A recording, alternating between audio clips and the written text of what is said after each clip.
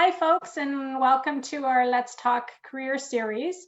For those of you viewing live right now or going to watch the video after it's posted, just to let you know, the purpose of these interviews that we have weekly are to help those thinking about changing their careers or entering a new career to learn more specific occupation details from a first-hand perspective.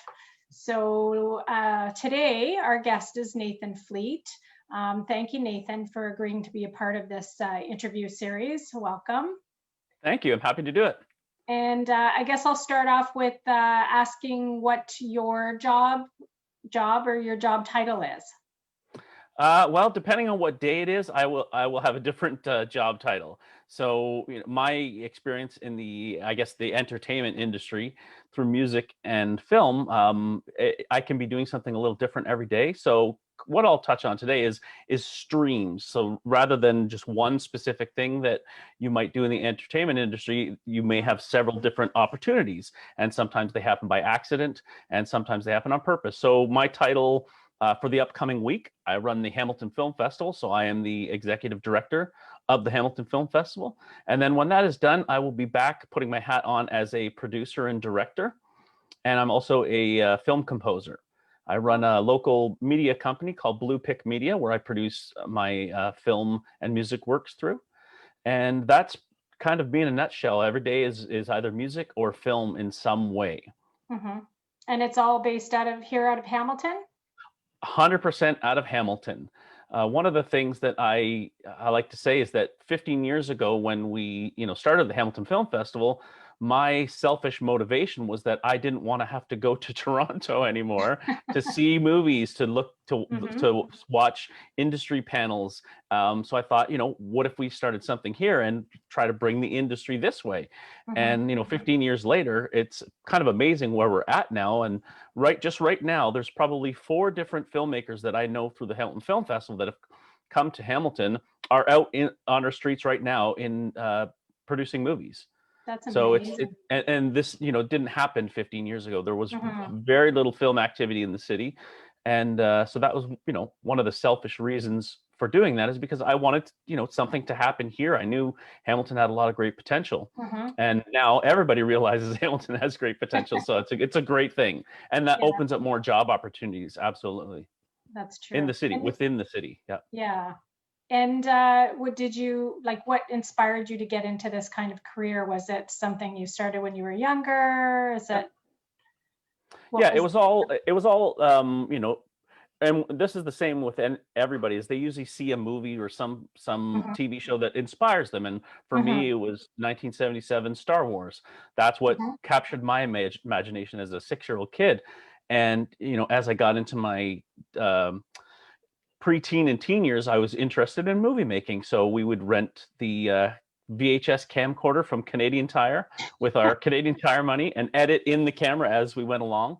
Okay. And that kind of sparked my interest. And then in my teen years, I got really heavily interested in music and playing guitar. So I studied music through high school, and then I went to college for music up at Mohawk and graduated.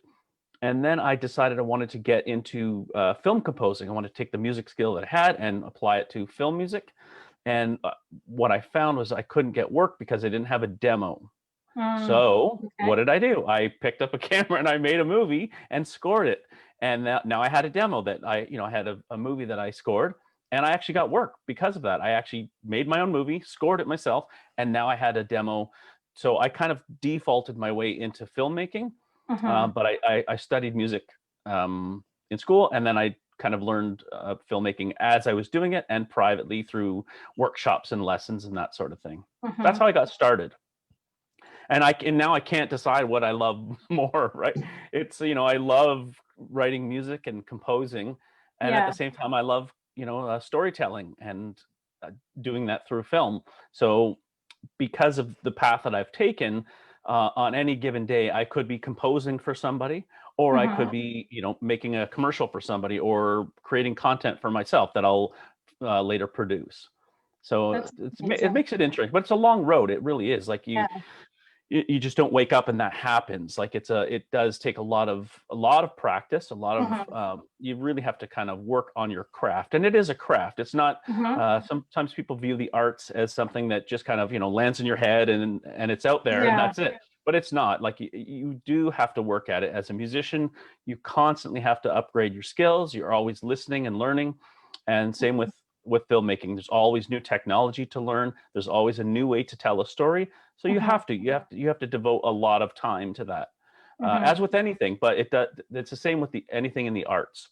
You do Yeah. have to spend some time learning it, and people. You have to be around the people that do these sort of things. Mm-hmm. There's mentors everywhere in the Oh my entertainment goodness. industry, and most of them are willing to help because they were there at one point. They were that Mm-hmm. young person, or you don't have to be a young person. They were that person that wanted to immerse themselves in the entertainment world, and everyone remembers that moment when they weren't in the Mm-hmm. business, right? They Yeah. always remember that struggle, and even now it can still be a struggle even if you're in it because of obviously the COVID situation. And but yeah, it's finding some of those mentors that you trust and that you can get some great advice from, that you can bounce ideas back and forth.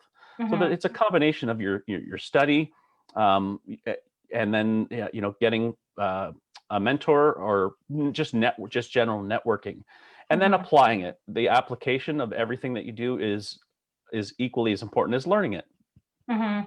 So tell me about Lights Camera Hamilton. Lights Camera Hamilton, yeah, that started.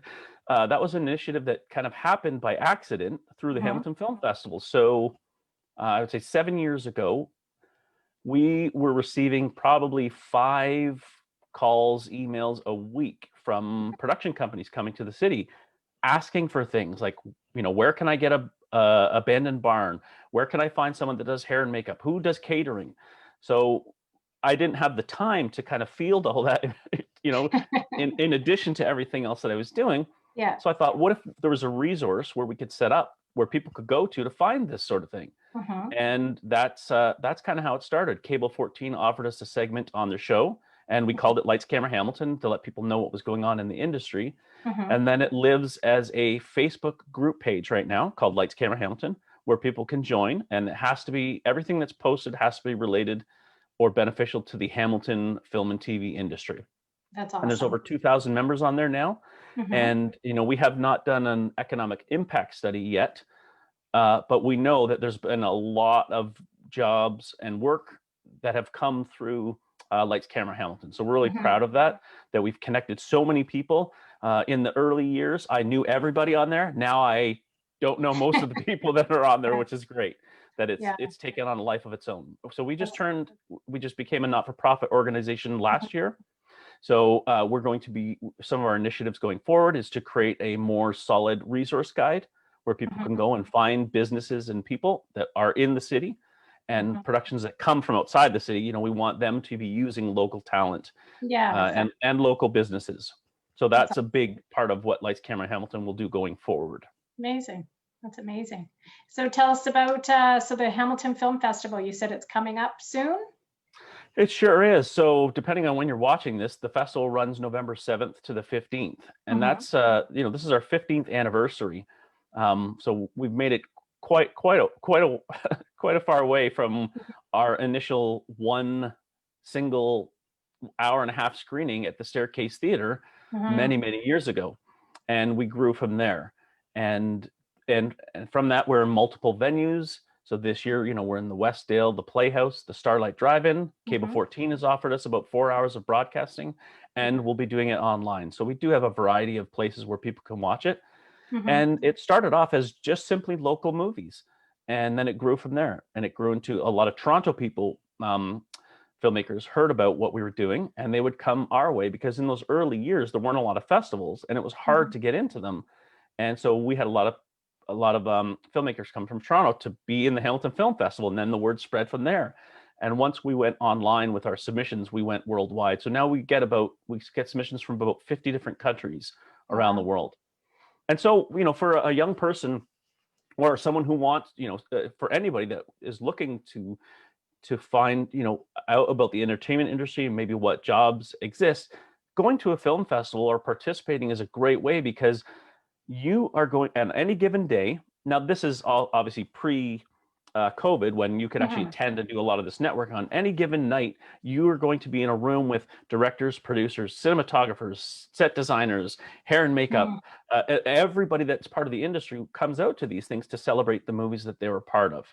So this year we have to do it a little differently. Most of that will happen online. Okay. So we do have, after every movie, we jump into a Q&A on Zoom that will go to Facebook Live. And then on Saturday, November the 14th, from 1 o'clock till about 5, we have panel discussions all day, and they're free to watch if you just go to our Facebook page, Hamilton Film Festival.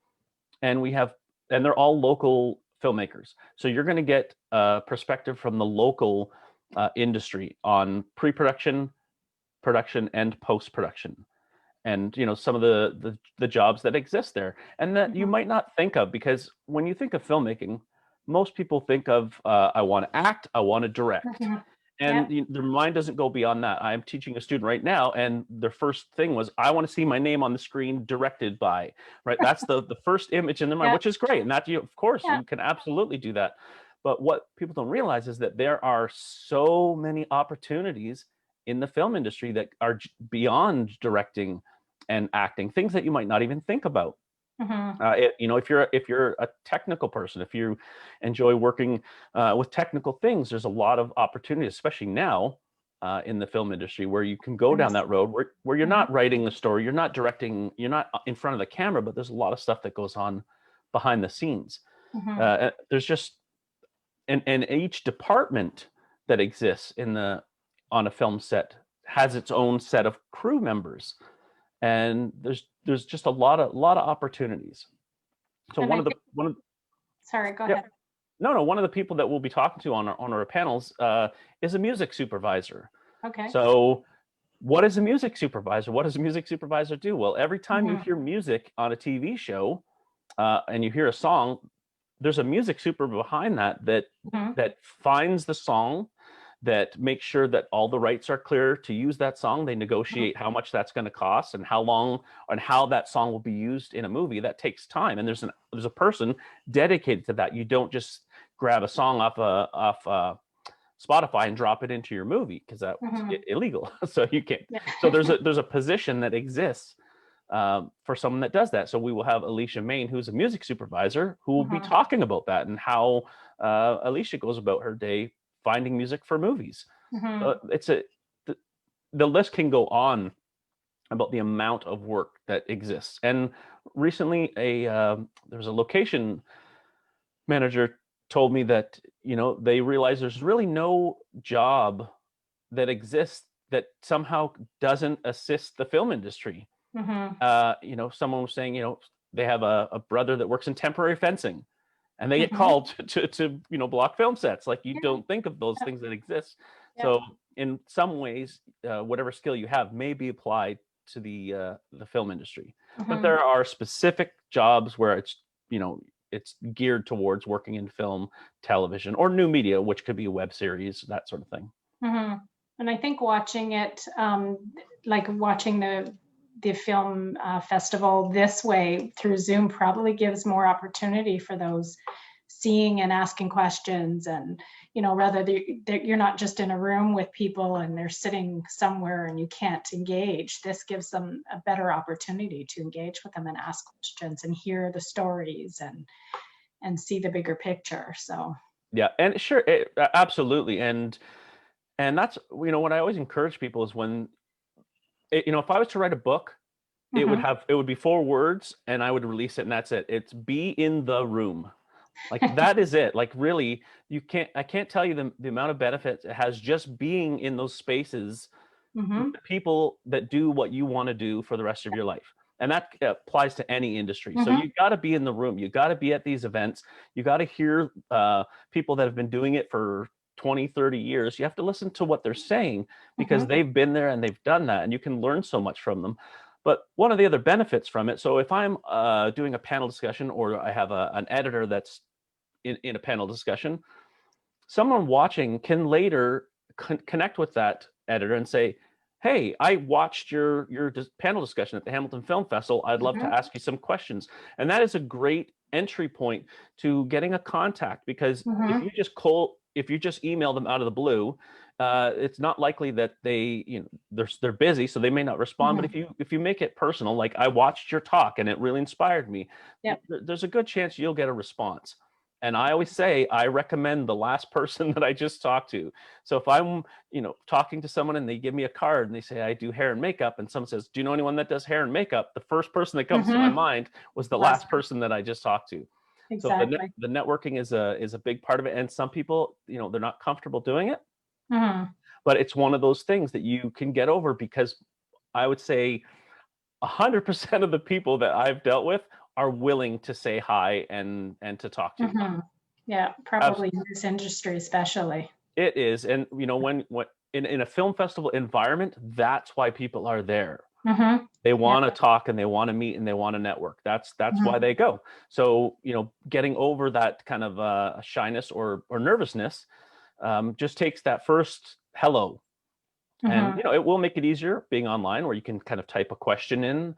But yeah, don't be afraid to reach out to some of these people, because I do it all the time. I still do it. I still reach out to people that I don't know, and that I want to connect with. And so even I've been doing this for 20 plus years, and I still find benefits of networking and connecting. So just to keep in line with like the Hamilton Film Festival, the dates, can you tell me again the dates and the best way to follow it so everyone knows when it's happening? And Sure. So we run November 7th to the 15th. So that if you're watching it now, that will be this Saturday night. And we are in a few theaters. So we're in the Westdale Theater, the Playhouse Theater, and the Starlight Drive-In for the first time. Oh, that'll be interesting. That'll be fantastic. And we're at the drive-in on Friday the 13th, a triple bill. So like you can't beat that. That's just promotion you can't Sounds interesting. and Cable 14 has offered us 4 hours of broadcast. So we'll be on Cable 14 at 11 p.m. on the Monday, Tuesday, Thursday, and Friday throughout the film festival. Okay. And then the rest of the movies will happen online. So people would, purchase a ticket, and then we email them a link. And then when the show starts, they log in and watch the movie together. And then we jump into a Q&A afterwards. Is there a website that they could go to? Absolutely. All of this? Yeah. HamiltonFilmFestival.com has all the information on all the panel discussions we have, all the 100 movies that we'll be showing. And 24 of those movies are from Hamilton. Oh, that's great. Okay, I'll make sure I add this in the post as well, so that people know where to go for it. That's amazing. Yep. And one of the things we tried to do is that every movie that you will see in person this year at the theater or the drive-in is local or Hamilton area, GTA. So we knew that we couldn't have people. We typically get international travelers and travelers from the US and across Canada. We knew we couldn't do that this year, so we made sure that everything in theaters was local. So everything you see was made by someone within a hour drive from right where you are. Oh, that's great. That's great. So a question off the cuff. Yeah. If there was something you could tell your younger self, some kind of advice that you could give, what would it be? Oh boy, I would honestly have to say to myself, stay focused on one thing first, do one thing at a time, because I'm such a scatterbrain. I was doing music and I was music, and all of a sudden, oh, film. And then I switched gears to film and then back and forth. So I would tell myself, just hold on, just take that one thing first and just really, really, really work on it. And then kind of let other things open up from that, as opposed to trying to do it all. jump. Excuse me, sorry. No problem. That's awesome. Any other advice or tips that you would give somebody who's thinking about this? I mean, you gave me quite a few. Oh, are you sorry about that? That's okay. I'm doing interviews all day and I haven't really had any water, so.